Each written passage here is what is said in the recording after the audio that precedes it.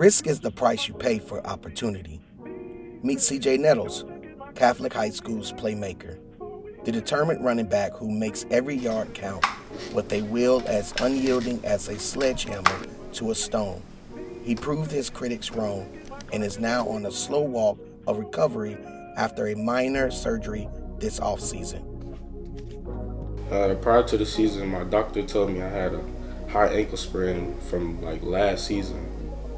My first option was to sit out the rest of the season, but I just felt like I couldn't do that. His main challenge was staying on the field, because one thing about CJ, he goes 100% every time. Whatever he got, he gonna give you all of it. He gonna try to empty the tank. So he always going full speed. So the challenge that we had was, how can I keep CJ on the field? With him, I always just left it up to him on whether he wanted to play. We would try to take it easy on him in practice and try to see if we could get that inflammation down. That way he could play on Friday if he felt that he was able to. In a lot of weeks we were able to do that, and he had quite a few 100-yard games, and with you always want to leave it up to the athlete. So I try not to step in and force a kid to play, and I'm not going to make it an argument ever. When the doctors insisted CJ would have to sit out part or even all of an upcoming season, adversity seemed like an opponent in a heavyweight class. But this setback was merely an invitation for CJ to build his perseverance. CJ was always 30 minutes early, never late. That showed me his determination. That showed me that he was ready to do what he had to do to go to the next level. And CJ is strong, super strong to be his weight. He can lift 3 times more than the average man his weight can lift. That's when I knew he was special. I always ask CJ, what do you want to do? Once he tell me what you want to do, that's when I go maybe a notch or two above of what he want to do. So what I did for CJ, a running back, his lower body is very important. The lower body is very important. So we make sure we focus on that 2 to 3 times a week on the lower body. And also on the core, because that's important. You want to keep your balance. Yeah, CJ is a special talent. He's very different. You don't get guys like him, all the time. What separates him is he's got that extra burst right on his first step that you don't see all the time. I mean, he's a very, very special talent. The hum of college offers started to drift in, and it stoked the flames of motivation in CJ. Every offer wasn't just an opportunity, but a testimony to his talent, determination, and above all, his resilience. And you can tell he's highly motivated to be a next level athlete, and he definitely has that potential, and I see him having a very successful future in college. It motivated me because I knew what I was capable of. And the colleges that offered me, they knew what I was capable of. They love my versatility, that I can catch and run. That motivated me because I felt like I had what it takes to be great. Yeah, the college offers, the impact that had on CJ, it was very motivational. He realized he belonged. He belonged at a Division I college. That's when he realized that. And once one came, another one came. He amped up his training. He amped up his nutrition. He amped up his strength and conditioning. Everything came to play. Times of trial often reveal one's true character.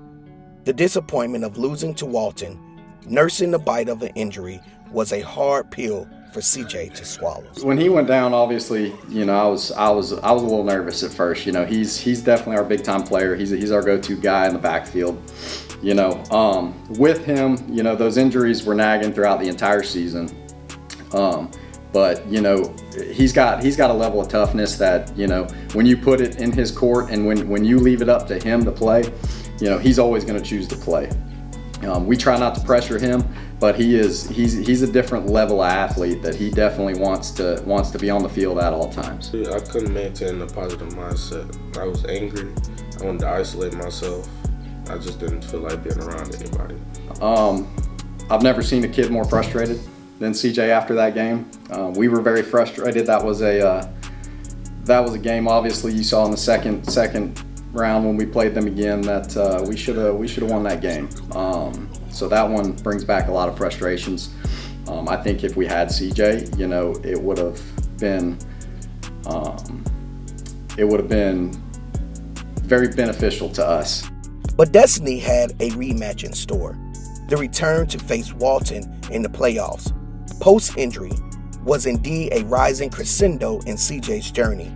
His every stride on the field that day was an act of defiance to doubt and a testament to his inner strength.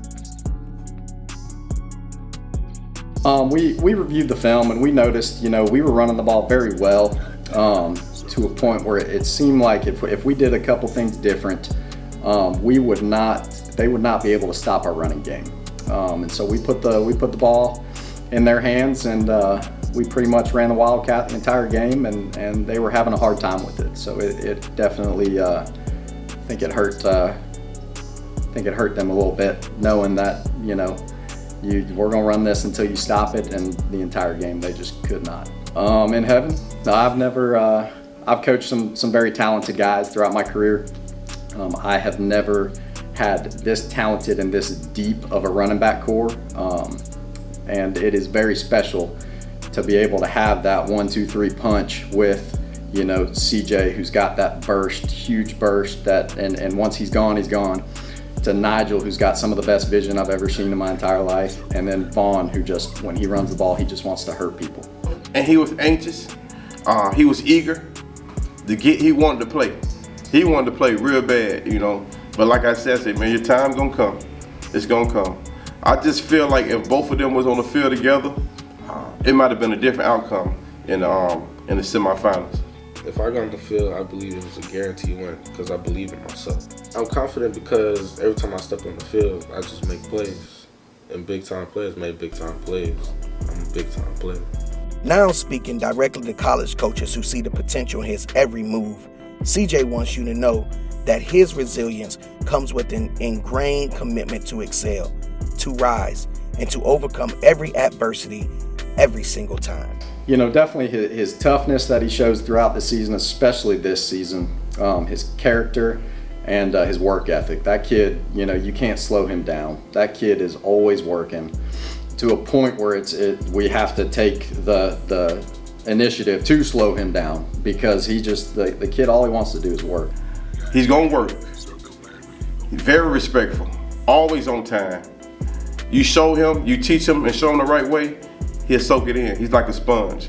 So he's very teachable, he's very coachable, and you got you one. CJ Nettles, the epitome of the heart of a giant, whose journey continues to inspire. It's a story of resilience, of a fighting spirit that's written not just in the playbooks, but in the hearts of those who dare to dream, working hard every day to turn those dreams into a reality. He is the exception. Stay tuned, because he's not done yet. If adversity in front of CJ, he's gonna run to it, he's not gonna run away from it. Either he's gonna run to it or try to run it over. He's not gonna duck it, he's not gonna dodge it. I think he's gonna have a breakout year this year once he's finally 100% healthy and ready to go.